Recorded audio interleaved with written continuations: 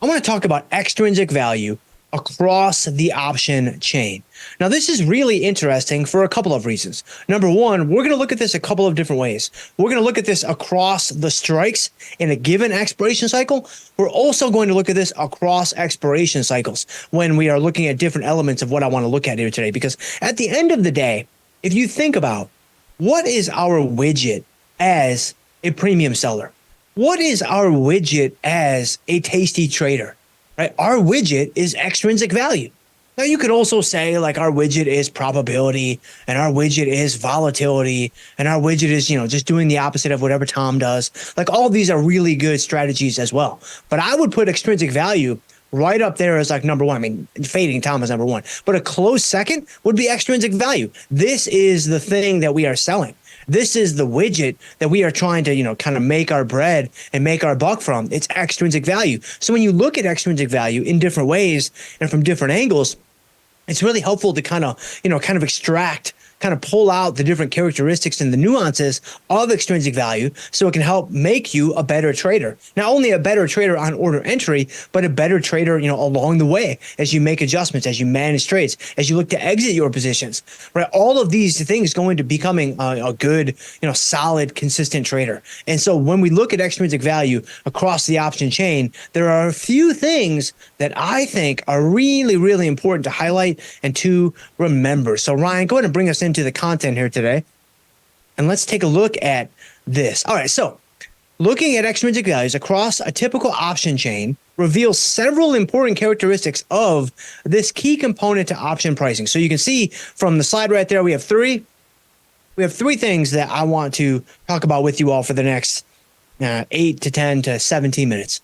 So we're going to go from the most obvious to the least obvious. And then, of course, we have our green box that kind of wraps it all up and ties it off with a bow. So the most obvious, and this is something that even new traders are going to grab onto, right away. If you are brand new, by the way, if you are brand new, like brand new, like you just found your way, you actually misclicked, like you don't even know where you are right now.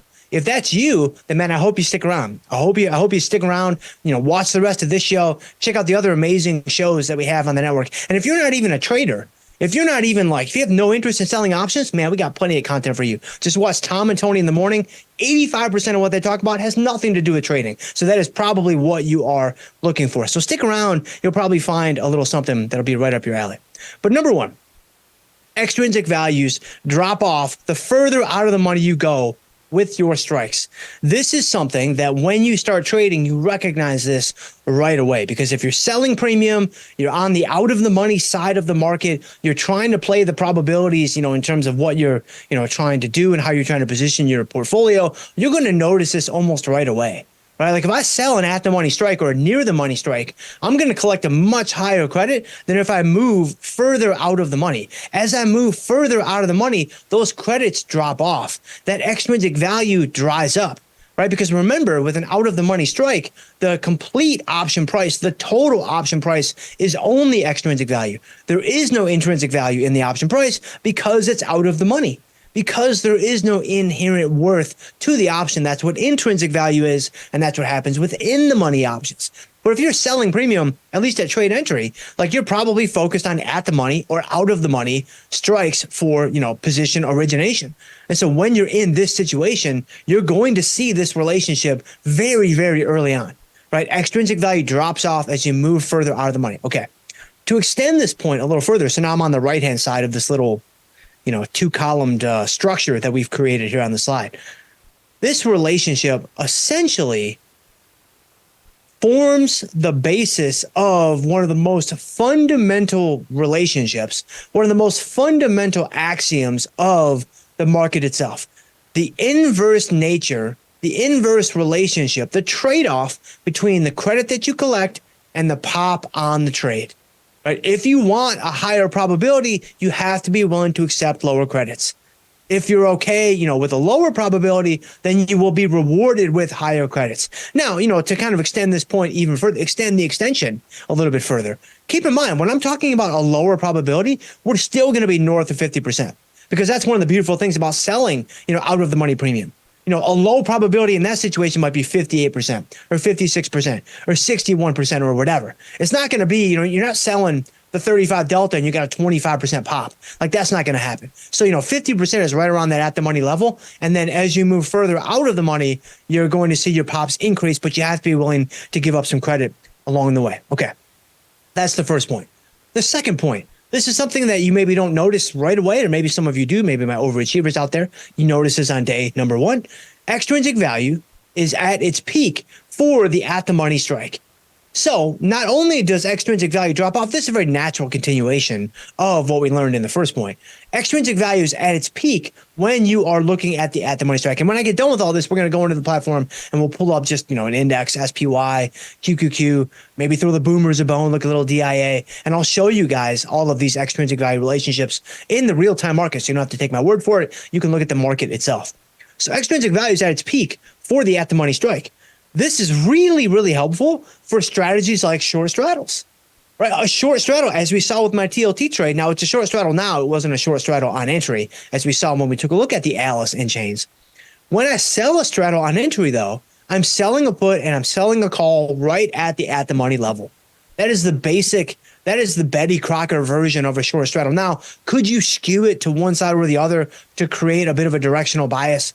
Because Johnny Toast 47 told you on his free Twitter feed that, the market was absolutely 100% going to go higher. So you want to take advantage of that. So you move your strikes up because Johnny Toast 47 has proven himself to be, quite reliable with about a 13 to 14% success rate. So you're thinking, man, I want to move the strikes on the straddle just a little bit. You could do that. That's not typically how we do it. We typically, stay with the at the money strikes where it's a little bit more neutral, but you could 100% do that. Also, when I go to an inverted triangle, so when I go to an inverted triangle, normally when if I'm rolling the put up or I'm rolling the call down, roll the put up over the call to go inverted, or roll the call down over the put to go inverted, I'm usually choosing the at the money strike as my roll point. Now, not always. There may be times when you want to deviate from that default setting, but that is the default setting. The reason why it's the default setting is what we see on the left-hand side of this little, two-column structure. The extrinsic value is at its peak at the money strike. So if I'm trying to maximize the extrinsic value that I'm capturing on the position by rolling to the at the money strike, it's going to allow me to do that. And so that is a big thing, a key thing when it comes to adjusting inverted triangles. All right. So those two, I would posit, are two things that if you've been trading for a little while, like if you've been trading for, 3, 6, 9 months, 12 months, you probably are already familiar with those two things. Now, maybe you didn't quite, grab onto, or you weren't quite able to extend the concepts as far as we were able to today in terms of short straddles and inverted triangles and pops and credits and whatever. And that's great. Maybe that will add to your understanding. The third point, though, this is something that, man, I didn't realize this until, like 3, 4 days ago. And I've been looking at this stuff for about 20 years. I'm like, wow, that's crazy. That's crazy that, not only do we have these first two things, but this third thing that I would argue might be the most important when it comes to making adjustments. This is really, really cool. And again, I'm going to show you guys this in the markets so you don't have to take my word for it. Extrinsic value differences across cycles are also the greatest at the money. So this is different than extrinsic values being peaked at the money. This is a very different thing. I'm not talking about the extrinsic value being peaked at the money. What I'm talking about is when you look at the differences from, the front month to the back month, from, one cycle to the next cycle, what you will find is this. If you are looking at, a really far out of the money strike, you're going to see a given difference between extrinsic value, right? We always expect to see more extrinsic value in the later dated cycles. Because obviously, there's more time, there is more risk, you're selling that option, you have to be compensated for that, all that stuff makes sense. But what's interesting is the differences across the option chain, they're not static, right? It's not going to be the same at every strike. So in other words, if I look at the 20 delta, let's say, if I'm looking at a 20 delta strike in, February, and then I'm looking at the 20 delta strike in March, I know there's going to be more extrinsic value in March, right? For all the reasons that we just stated. Let's say that the extrinsic value between February and March for the 20 delta strike is 25 cents. I'm just picking a number at random. Let's say it's 25 cents. It's not going to be a 25-cent difference at every strike across the chain. So not only do we see extrinsic value being peaked at the money, we also see the difference between front month and back month extrinsic value being at its greatest point right around the at the money strike. That's crazy, right? That's a very, very subtle difference, from extrinsic value being peaked in the current cycle. But man, that is a very important difference, because this is why the benefit, or this is where the benefit, I should say, comes from when we roll and we adjust on like a short strangle when one side is tested.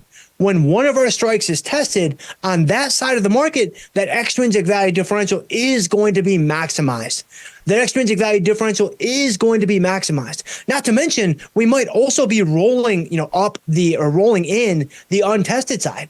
So if I'm rolling in the untested side, what am I doing? I'm going closer to the action on that side. So when I move that side over to the next cycle, I'm capturing a greater differential in extrinsic value than from where I was, because I was further out of the money. Now I'm closer to the at the money strike, not all the way there maybe, but I'm closer to the at the money strike by having made that roll in. It would be, rolling our puts up or rolling our calls down. Both of those would be rolling in. So I'm rolling in, I'm capturing a greater extrinsic value differential by rolling in and then rolling out. And on the tested side, maybe I leave that strike the same and I just roll out, but there I'm actually capturing the maximum differential in extrinsic value between the front month and the back month.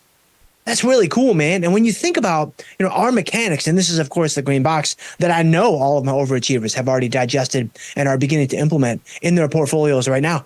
This really speaks to how we've built our mechanics around the natural structure that's in the marketplace. Like all three of these natural characteristics and, natural little nuances of extrinsic value, you see them play out in the way that we do things. When it comes to, the pop credit trade-off, when it comes to, short straddles and inverted strangles, when it comes to adjusting, when one side of a strangle gets tested by rolling in the untested side and then maybe rolling them both out.